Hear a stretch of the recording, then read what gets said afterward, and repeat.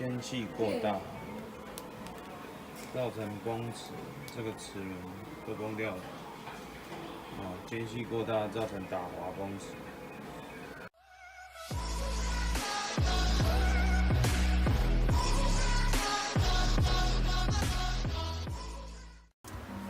如何下惯性天车？第一个，我们打开前盖，